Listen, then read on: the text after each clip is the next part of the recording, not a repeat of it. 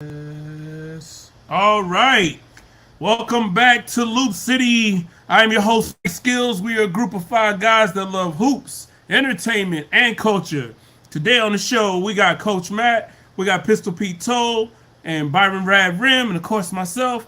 We are going to dive into this week's latest sneaker news. We're going to talk about the latest J's to wear off court, the latest J's to wear on court, and also some news involving Kanye West with Adidas. But first, we're going to talk about the latest edition of NBA 2K, NBA 2K23 Jordan Edition.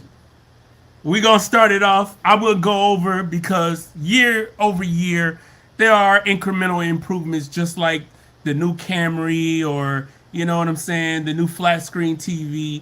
But I got to go over to Pete because you've been hyped for this new eras mode. So tell the people, what is NBA? What is my NBA eras mode? So my NBA's eras mode is basically my NBA rebranded. You have four different time frames that you can start with. The oldest time frame you can start with is the 1983-1984 season. You can play it complete with the rosters. They don't have the license rights to everyone, but a lot of good nostalgic players are in there. They basically call it the Bird and Magic era. Okay. That's leading into obviously the infamous 1984 draft with Michael Jordan, Hakeem Olajuwon, obviously. The second mode you have is the 91-92 era, which is deemed the Jordan era. Basically, you can the big storyline there is who's going to get Shaq in the 92 draft. The second thing is does Michael Jordan retire? Can you keep the legacy alive? Third eras mode that you could play is the Kobe era, which is the 2002-2003 season. Basically build a legacy with the Lakers. You could put LeBron anywhere you want because it's leading into the 2003 draft. So it really sets up a unique timeline there. Last one is the standard, basically start from 2022-2023 season, called the modern era. You can customize it how you want to there. But it's really cool because you have nostalgic players across the board. You can create all kinds of scenarios with custom draft classes if you want, so you can add the missing players that 2K was unable to get. Or you could just use the historic draft classes that 2K does have, and they have a good plethora of players available. You can create unique storylines. One of the ones I've already dove into is the 0203. Tim Duncan leaving the Spurs to go to the Orlando Magic to team up with T-Mac Ooh. and Grant Hill. I kept Grant Hill healthy. So running those three has been fun so far. So try to keep how I play is more simulation based. Keep it a little bit realistic, so I'm not like loading out the roster with massive players that would have never realistically signed with the team. I did have to make a trade to get my six man on there, Dewan Wagner, who I created and added to that 0203 Cavs team. I traded for him since LeBron went to the Cavs. I ended up kind of trying to keep the draft realistic to how it was overall. But it's pretty fun because you could pretty much simulate, 50 years into the future if you wanted, from the modern NBA. Or you can create an all-new timeline from 1984's draft onward if you wanted, and have Michael Jordan as a Portland Trailblazer or whatever team you wanted. So it's really cool. It's retro heads really, really have enjoyed that one. And 2K, I'll give it to him, as pissed off as many people were, including myself, that they neglected retro content for years. They've made up for it this year with a lot of stuff in there, from custom realistic courts to realistic jerseys throughout the year. You get expansion teams come in at the right time. Teams change cities at the right time. All those things happen. Or you could customize it and act like it never did. And so you could still have the Vancouver Grizzlies if you wanted. Wow. If that's your thing. So a lot of great things across that mode. So that's, I think, their standout mode this year of where they put the most effort. Man, because I remember you describing it to me earlier in the year, leading up to the release, and I was like, that sounds dope to be able to have these barbershop discussions in a game. And it's like, you know what? Let's just break out the game and see what it would have been like if Shaq had gone to the Hornets instead of Alonzo Mourning. If Charlotte gets the number one pick, or what happens if DeJuan Wagner goes and plays with LeBron, or if MJ never retires, or if Lenny Bias, so many hypotheticals with basketball. Man, that's freaking dope, man. What you said, that Orlando team, have you been killing people with them? Yeah, because you just throw it into Duncan all day, and he can score. T-Mac, versatile on the perimeter, and then you've got Grant Hill being able to facilitate and slash. Mm-hmm. I mean, that's easy. And then having Darryl Armstrong there as like kind of a heady point guard. Obviously, you don't need a ton of scoring; just focus on defense. So it's been good so far. I really enjoy it. And the cool thing is when you play the eras mode and you make changes, the commentary slightly changes. It's because they kind of set up, like, oh, Jordan went to North Carolina. Now he's a star of the Portland Trailblazers. Him and, such and such player have teamed up, and they're this dynamic duo through 1980, 85, 86, and like, so it kind of changes on the fly a little bit. I don't think they did that for everybody, but it was cool that it did change in that realm for like the bigger name players. Mm-hmm. The only gripe that I've seen people make, and everybody's going to nitpick stuff, but they're like, oh, well, Phil Jackson's not the coach of the Chicago Bulls if you start the 83-84 season. It's like, no, duh. He wouldn't have came about if you're changing the timeline. He would have never became the coach of the Bulls if the timeline's changing from 83-84, because Jordan technically may not get drafted by the Bulls. So that whole timeline, it's like an alternate universe. And like, people don't understand that, but that's just the tools that 2K gave everyone to kind of, you make it your own and have fun with it. Wow.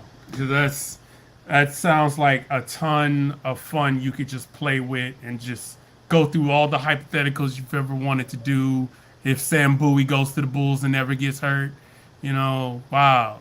That's crazy. Hey, I wonder if the timekeepers are going to come after all of us for changing the outcomes.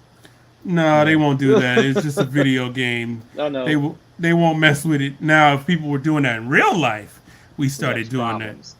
My question is, what is Tim Duncan's rating in the early aughts? This has got to be like a 96 or something, huh?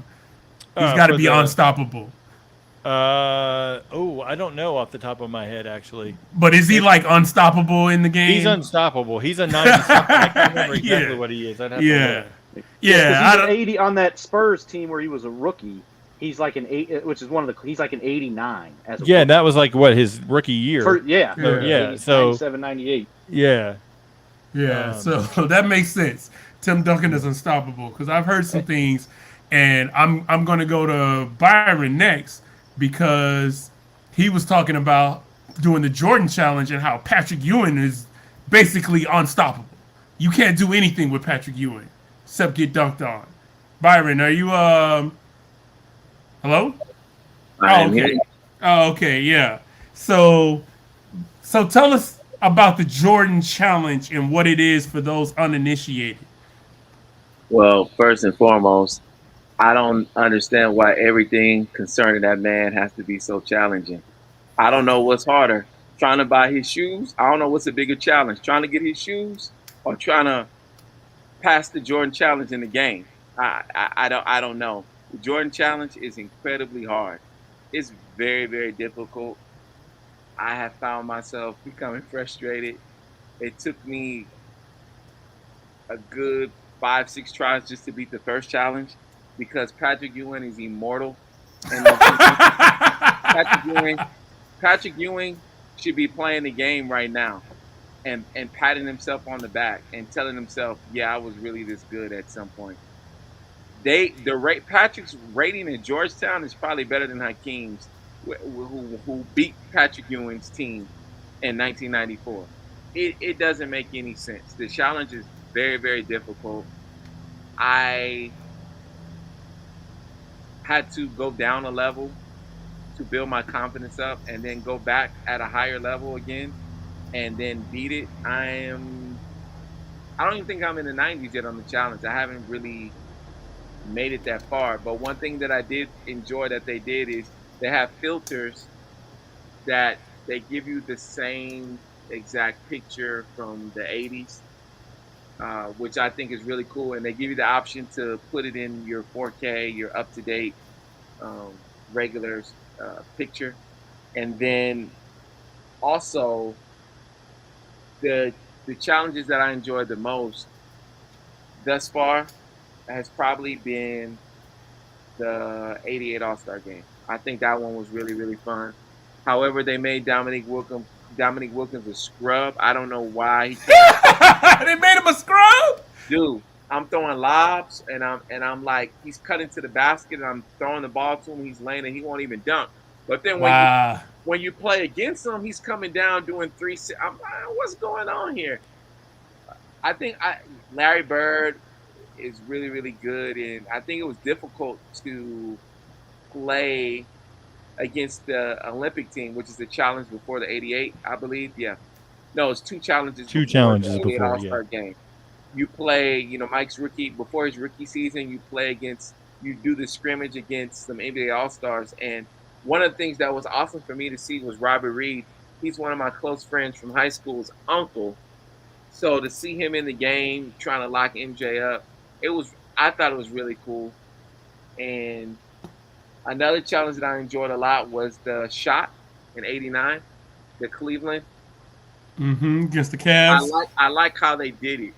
It's not necessarily a full game you play. They made it kind of like, I guess, a Guitar Hero, or they actually went back to those Bird versus Jordan, where you have to tap the controller. They have a meter, and once you get to a certain height on that meter, you max it out. He jukes Larry Nance, and he gets the ball, and then you have to take the left trigger and align it with the basket, and you only have so much time to do that. And if you don't do it, then he misses the shot. He puts his head down, kind of like the Gatorade commercial they did, like a the what if. Right, and then they give you that option right there, like press this, hold down the X button, and do the challenge over if you have, PS5, and you do the challenge over. And I thought that was pretty cool that it was just a shot, and they don't put you through the ups and downs of that game. Oh, you don't have to play the whole game. No. That particular one is just that shot. So the Jordan Challenge has been, to say the least, very challenging. I don't think that, because the reward is, I think in the last time they did a Jordan Challenge, I believe you had to complete the challenge to unlock him. But right. What I do like about it is they give you objectives, and if you get at least 2 of the 3 objectives down, they'll let you advance to the next game. And some of them are hard. Like getting 9 rebounds is hard. I remember I played one time. I had 8 rebounds. You had to score, I believe, 16 points for UNC Michael Jordan. You had to have 9 rebounds, and you had to win the game. Yeah. So I had 8 rebounds with a minute to go. And every time I was trying to get that last rebound, if it wasn't Sam Perkins or some no-name, like made-up player, the point guard took the rebound from me. I'm like, how is the point guard getting the rebound? It was so I finished the game with more than enough points. I won, and I had 8 rebounds, and I was really pissed off. So I went back. I did it on rookie. I got all the rebounds, and I put the level back up, and finally I beat it. I passed that challenge, that part of the challenge, with at a higher level, with completing every objective that you needed to advance. So it's been quite difficult, but I will say the gameplay is smooth. I like the animations for Mike's dunks. They look like dunks that he would actually attempt in a game. The rookie Mike or the second year Mike against Boston, very smooth. He'll jump from very far and he'll lay it up. he does these reverse layups. Just I like the packages that they have for the various Michael Jordans, like the stages and the commentary as well. And they actually added in the real coaches. So when he makes the shot on Cleveland, Doug Collins runs to the center court and hugs him.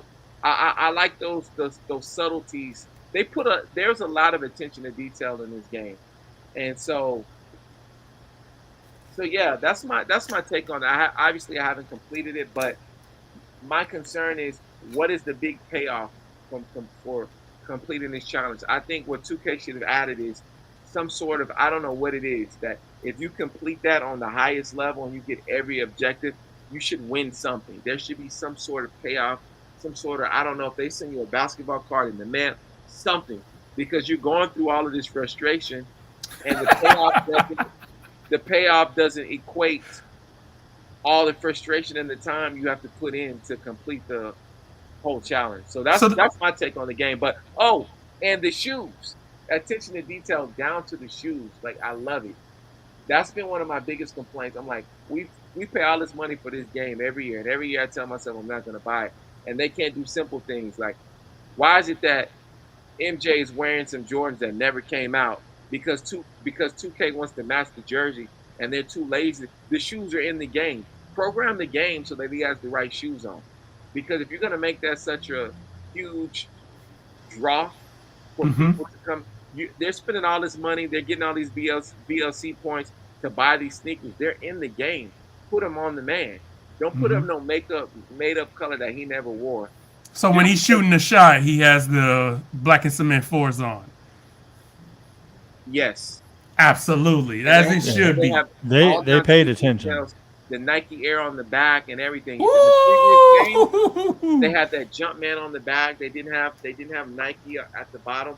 There was just they've done a lot of things. They've made a lot of changes that if you're just a geek like myself for that type of stuff, you notice it and you really, really appreciate it. They brought back the old. I think the only coach that's not in there is Dean Smith.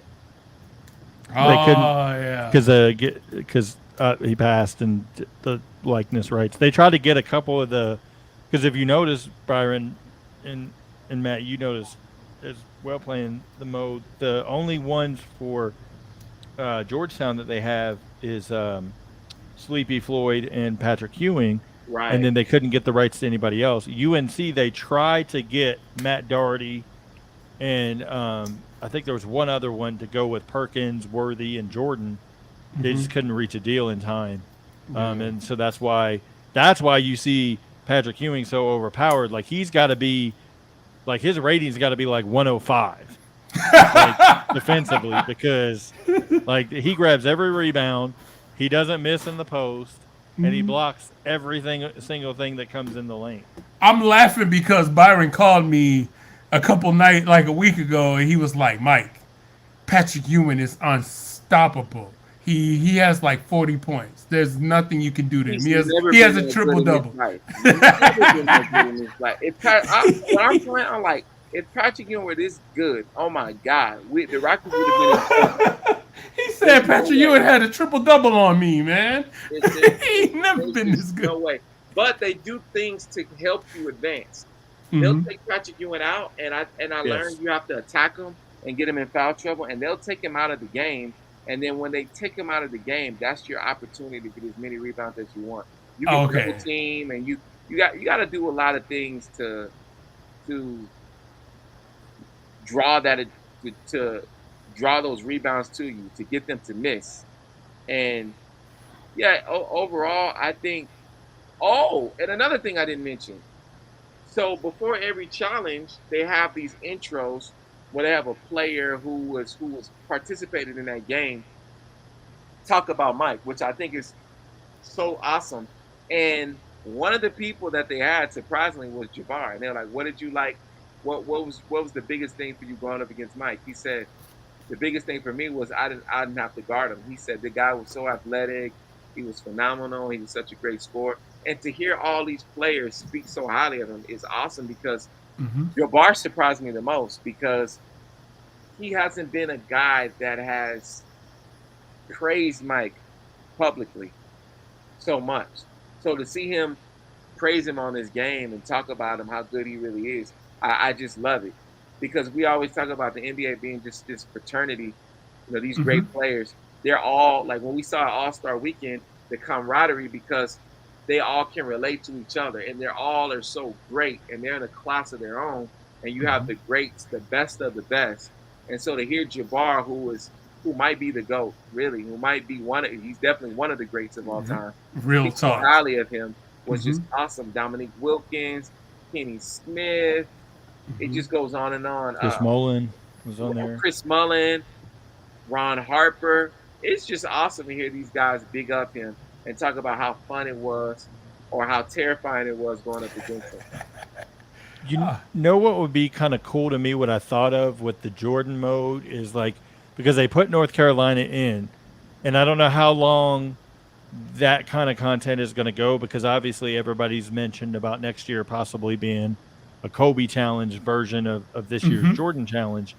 So if you've already got North Carolina's license, why not try to go after the University of Houston and hit that semifinal game with Clyde Drexler and Olajuwon against that same North Carolina team? Like, let it be like an extra DLC challenge or something. Like, you could unlock that Houston team and then unlock the Georgetown team and the North Carolina team, and you could use those and play now and play with them.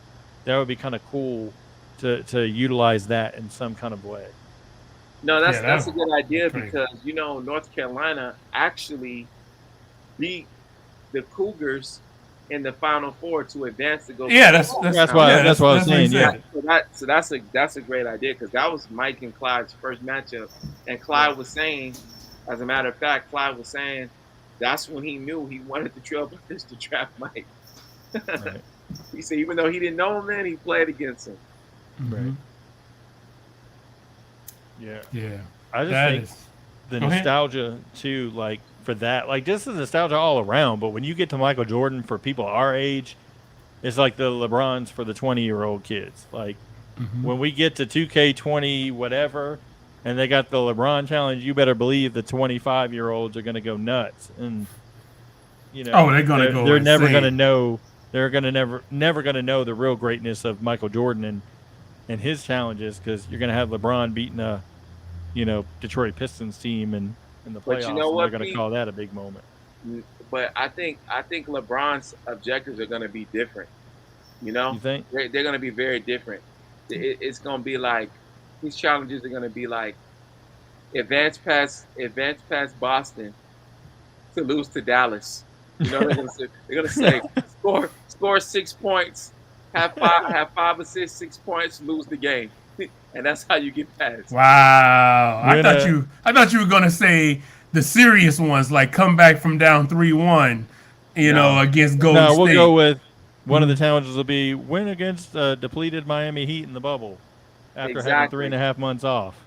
Exactly, Right. Or they'll have his Olympic challenge will be achieve the bronze medal.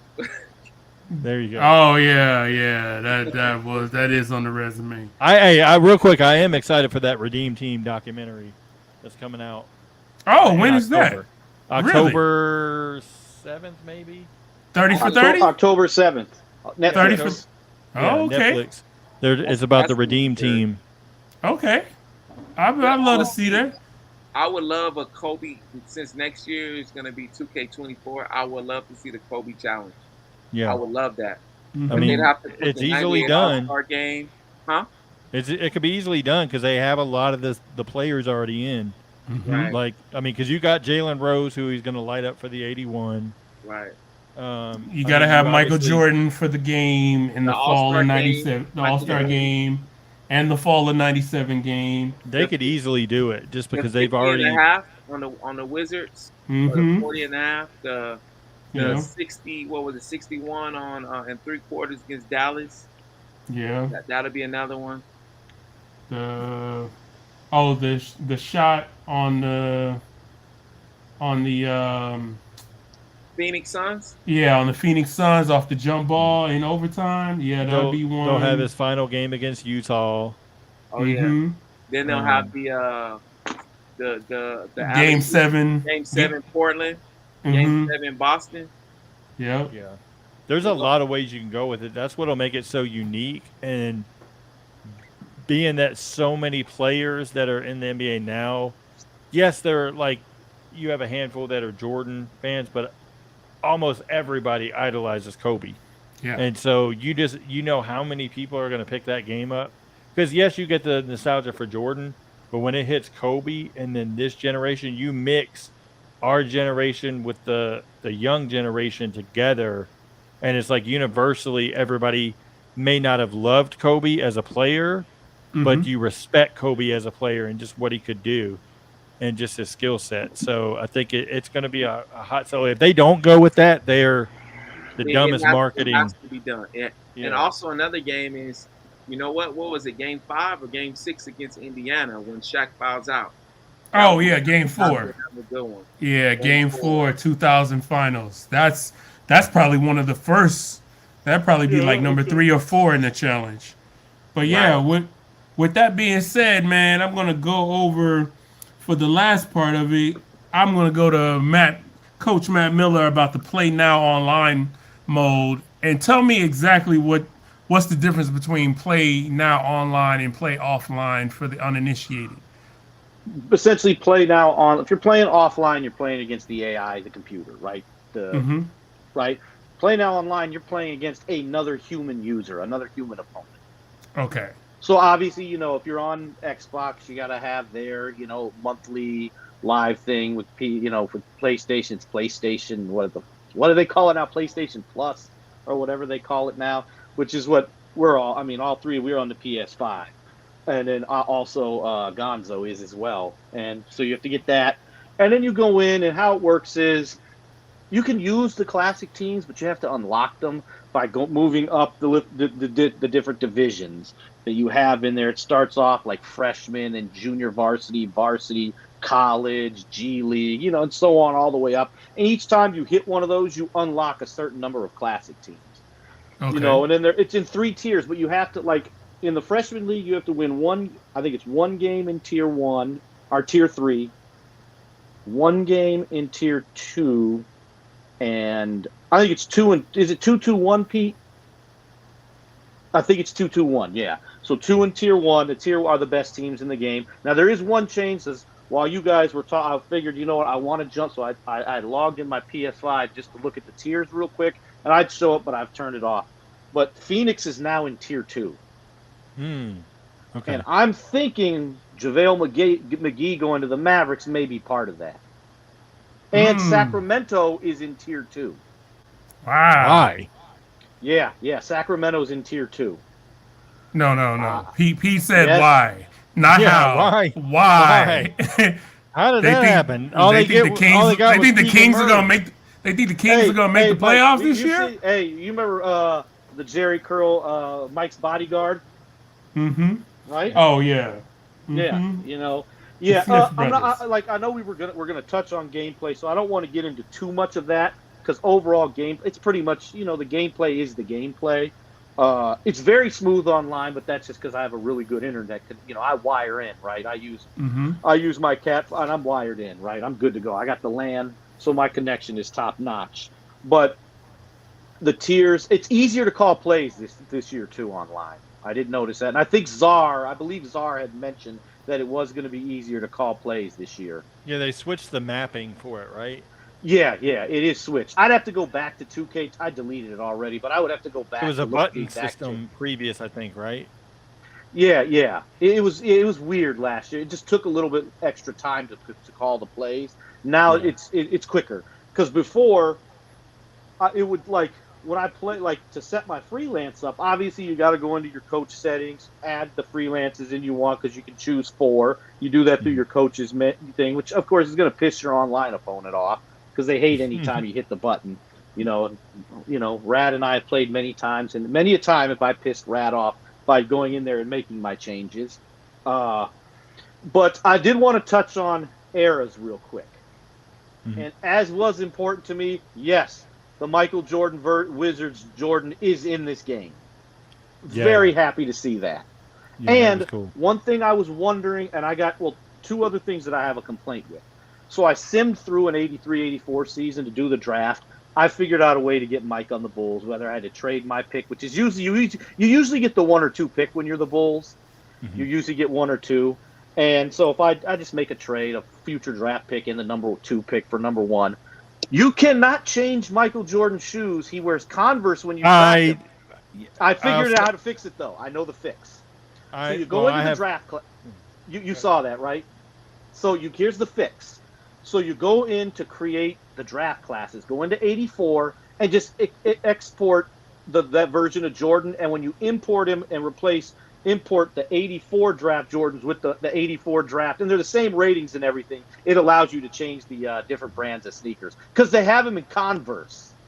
Yeah, they messed up. The reason why they have it is because he wore Converse obviously in North Carolina, right? Yeah, right. And so I have feedback, and let's just say it should be updated.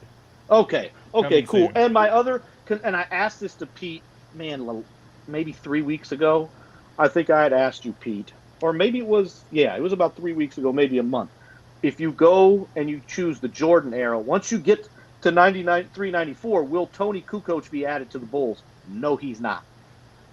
The reason why is because any of the Euros you have to manually add into your. That's what I did. I just copied. Yeah. I just did the exporting from the draft class of 90. Because was it 90 he was drafted, Mike? Yeah, 90. Yeah, so I just imported that, and then I take one of the fake names they have on there, and I just replace it with Tony. Yeah, nice. The reason is because it's like I said before, with the alternate timeline, they act like, oh, this could have never happened, and like, what if he was never actually coming over? So like, all that stuff changes, and because he was drafted at that time he had been drafted when you start this era with the Jordan era. Right. Yeah, oh, if you're starting with the Jordan era, yes. That's what I'm saying. And he doesn't get added. Oh, once you get to 93, 94, he doesn't come over. And so I just import him. That's all I did. Well, they also took out the Eurostash option this year, too. So I'll have to inquire if there's a possibility of maybe getting Kukoc added somehow to the free agent. So when you have the draft classes, what they've done now is any of the prominent undrafted guys are getting added in. They don't have it right this second, but like Ben Wallace will be in for 96. Nice. Some different ones that were undrafted. Yes. Mm-hmm. Yeah. So just like some guys that they missed on due to time constraints, they'll eventually have in. Let's just put it that way. And I've been following your YouTube videos, Pete. Mm-hmm. Hey, good job on updating everybody on. Because they're doing a good job of updating these classic teams. Yeah. Really more so for the my eras. Right. Really those teams, not necessarily the classic teams per se. Yeah. But so play online, Matt. So how has the play online been this? I've liked this season? It so far. Every game has been close. I've only played 3 games. What was the thing you were talking about with the shooting? Oh, well, everybody's so mad at shooting because. First off, the way the greens work, before, if you had a green, you would know it before the ball went in. You'd see the green animation under your player, or however you have it. Now, you don't know if it greens until you make the shot. And then you'll see the animation for a green release, which is a perfect release. And so everybody's having trouble, too, with because a full white bar doesn't go in. But I never play with my shot meter anyways. And that, to me, if you turn it off, I think it's a lot easier to time the shots if you turn the meter off. Because it's not actually it's actually, if you notice, it's a lot like, and I mentioned this to Rad, about a week ago or so, is back in the old live games, remember how shooting used to be? You had to shoot it at the top of the jump and then release it. It's kind of like that. Okay. So and everybody has a different speed jump shot, so you have to do that timing as well. And I'll mention it in some of the gameplay changes because it's something I was big on. Not everybody is, but for me as a fan of the game and nostalgia and stuff, there is one thing I wanted to mention when we get to gameplay. All right, so now that we had gameplay, oh, okay. I'll just stick with it. Good segue, man. Yeah, go ahead and mention it. So and give your score, and we'll go back around before we Okay, do well, the next segment. the biggest thing for me this year, I love how they've upped. Now, some of the jump shots are the same. They've given them names of players. There's no numbers anymore, but I like that they did. You can tell they put work into the signature jump shots of players. Michael Jordan's look so much more smooth, so much better than the jump shot he had in all the previous games. And I noticed that throughout. Patrick Ewing's jump shot is improved in this game. I noticed that. Just little things like that went a long way. Devin Booker, because they did mocap him, so his jump shot is so much better. It actually looks like his jump shot. Okay. And that's one thing I did like. A lot of players have their more realistic jump shots than in previous games. Okay. Especially some of the classic guys, which was surprising because you're not really going to mocap too many classic guys because they're older. They did mocap T-Mac though. I did see that. Yeah, Okay. he came in. Yeah, he came in. Yeah, and he did a lot went of in, work. but he's still pretty young. Yeah. Okay. And well, my rating, I'll go because there's going to be, and I haven't played it. I still haven't. I've done a little bit in my career stuff, not enough to comment, and I haven't gone in the rec or the park or anything like that. And I don't play park anyways. I go in the rec with the guys. I would so far because I haven't done everything. There'll be a couple more things. It's 2K. They're going to patch some things. I'm going to give it a solid 9.3652. So a 9.5. No, a 9.3652. So a 9.4 basically. If you Okay, round up. 9.4. All right, Mr. Byron Rad-Remm. What is your assessment of the game thus far, sir?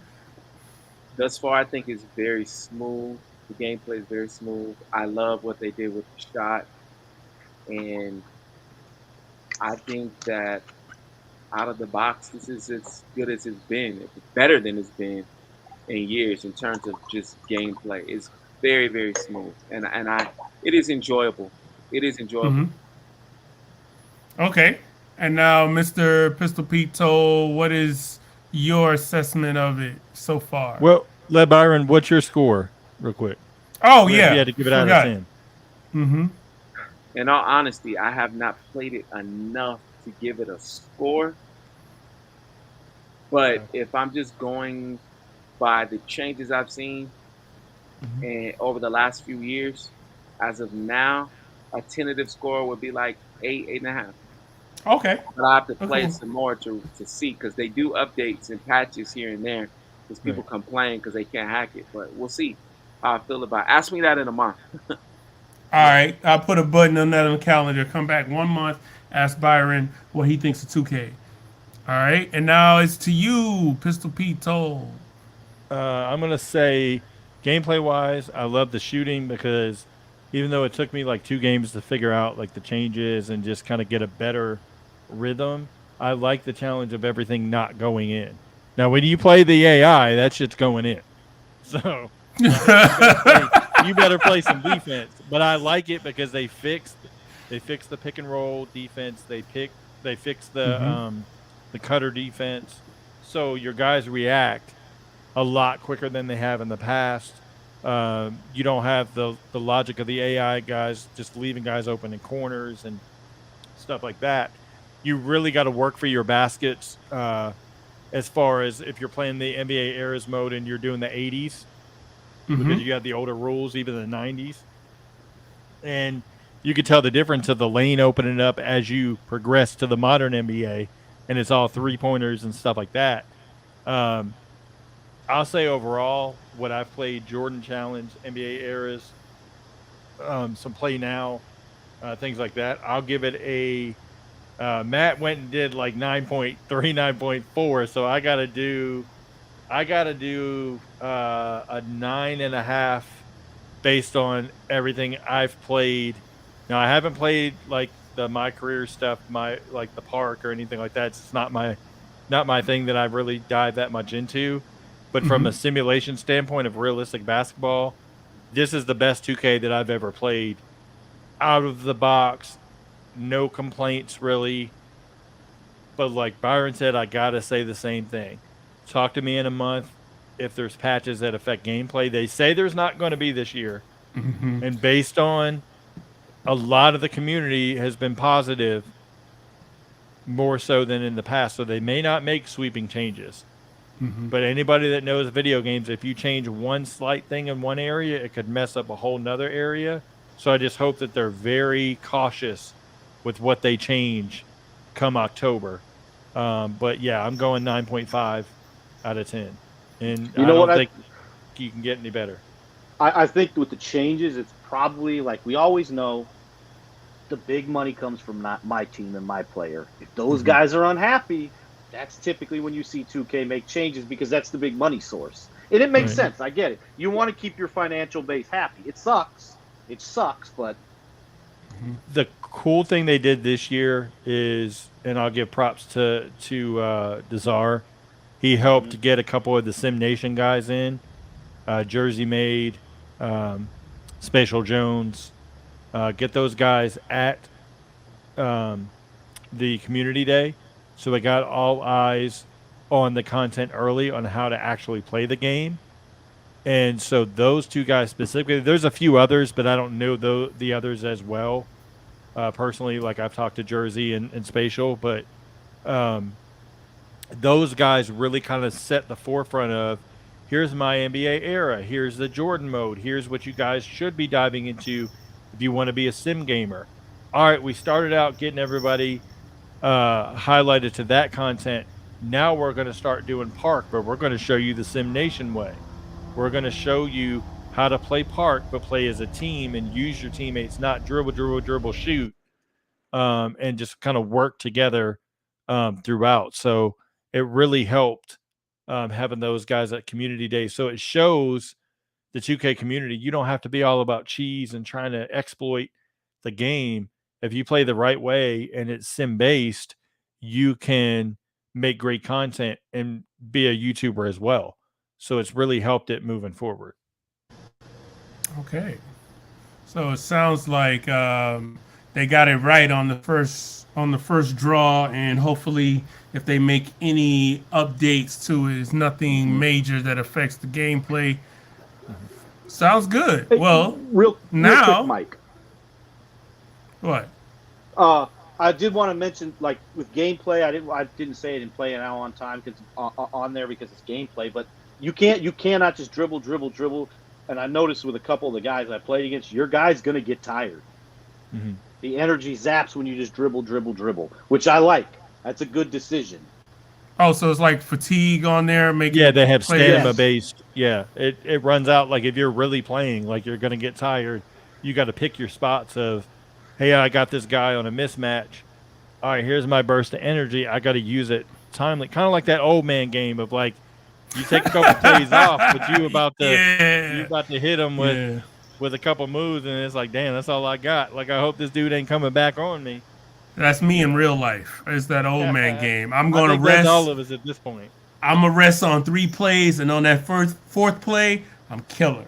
And then you're gonna forget about them other plays. Well, with that being said, the gameplay and the assessments of the game. Thank you guys for that. Now we're gonna go to Rad-Remm for this week's sneaker news segment. There's a lot of news, so everyone's gonna be muted on this, and except Mr. Rad. Sneaker news this week. A lot of people were disappointed because the hottest sneaker to drop this week was the Virgil Abloh Off-White Air Force One, all green colorway. I really love green shoes, especially all green. I thought the shoes were sick. Of course, I took the L on the draw, but I am very, very glad to see the legacy of the late, great Virgil Abloh go on. I hope that we get more Off-White Nike collaborations. And yeah, a lot of people were angry. I know one person that actually won the draw, and he was elated, as he should be, because it's like winning the lottery. But another big release actually dropped last week was the Jordan 3s in the fire red colorway. I've seen a lot of OG collectors comment on these on Instagram, and the consensus between those that own the original is that that shoe is the closest thing to what released in 1988. So I'm very happy to own a pair of those, actually more than one pair. But yeah, beautiful, beautiful shoe, very iconic shoe. We all know what MJ did in that model. That's the shoe he wore in the playoffs against the Pistons, amongst other teams, the Knicks. So it's just a very, very beautiful shoe. I love it. My little brother actually got a pair. He was able to scoop up a pair. I think if you look around right now, you should be able to still find pairs. They're scattered around. You know, I guess they didn't sell out. I think this is one that people are going to really regret not picking up down the line. And to close it out, Kanye West and Adidas.